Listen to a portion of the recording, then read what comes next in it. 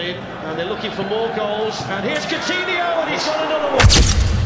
Barcelona didn't just fall from the top. They collapsed in front of the entire football world. And what brought them back wasn't money, stars, or luck. Just a few years ago, FC Barcelona was everything football feared becoming. Crushed by debt, humiliated in Europe, stripped of its greatest player, and slowly losing its identity. Many believe this was the end of Barcelona as an elite club, but football history doesn't end quietly. In this video, we're uncovering how Barcelona survived its darkest era, rebuilt from the inside, and transformed itself in ways no one expected, and why this new Barcelona might be more dangerous than the old one. To truly understand Barcelona's transformation, we need to go back to the moment when everything started to break. Because Barcelona didn't suddenly collapse. They imploded. For years, success had masked the cracks. Champions League trophies, global superstardom, the greatest player in history wearing their shirt. But behind the scenes, the foundations were rotting. Barcelona spent like a club that believed success was permanent. Contracts grew larger. Transfers became reckless. Short-term glory mattered more than long-term survival, and then reality arrived. By 2020 and 2021, Barcelona was facing an unprecedented crisis. The club was buried under more than 1 billion euros in debt. Wages were unsustainable. Financial control was gone. Then came the moment that changed everything. Lionel Messi, the face, the soul, the guarantee, was gone. Not sold, not replaced, just gone. For the first time in nearly 2 decades, Barcelona had to face the world without their shield.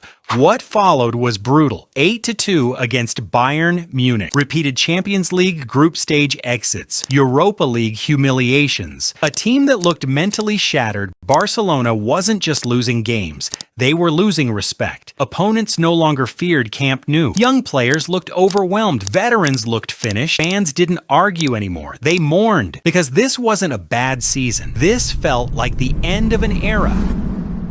It is too little too late. Eintracht Frankfurt have not Barcelona. At this point, Barcelona had 2 options: pretend nothing was wrong or accept the truth. And for once, the club chose honesty. Barcelona realized they could no longer survive by buying solutions. The money wasn't there. The margin for error was gone. So instead of chasing the past, they made the hardest decision any giant can make. They started over, not with headlines, not with superstardom, but with structure. This new Barcelona wasn't built to impress. It was built to survive. The club reduced wages, let go of emotional attachments, accepted painful departures, and most importantly, they returned to their roots. For years, Barcelona had ignored the very system that made them great. Now it became their lifeline. Young players weren't promoted for marketing. They were promoted because there was no other choice, and that pressure forged something special. Lamine Yamal arrived without fear of history. Pedri wasn't just talented, he was fearless. Xavi played with the aggression of a veteran.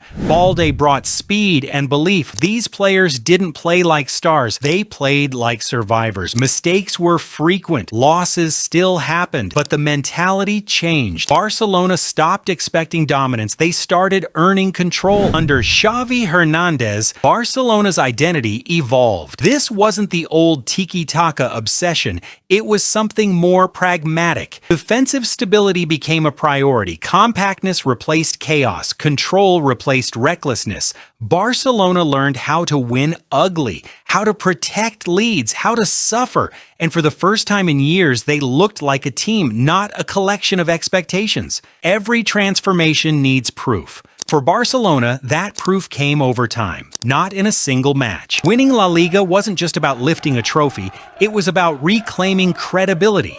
Against better-funded rivals, Barcelona showed discipline. Against pressure, they showed maturity. Against doubt, they showed resilience. The defense became one of the strongest in Europe.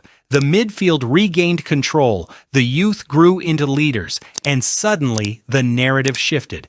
Barcelona was no longer a fallen empire. They were a rebuilt one, not perfect, not finished, but real. Here's the uncomfortable truth. This Barcelona is not the most beautiful version, not the most dominant, not the most feared, but it might be the most honest. They learned that identity is stronger than ego, that sustainability matters more than trophies, that rebuilding isn't weakness, it's intelligence. The club that once believed it was immortal now understands vulnerability, and that awareness might be its greatest strength. Barcelona's transformation wasn't sudden, it wasn't glamorous, and it wasn't easy. It was built through financial discipline, youth development, tactical humility, and emotional resilience.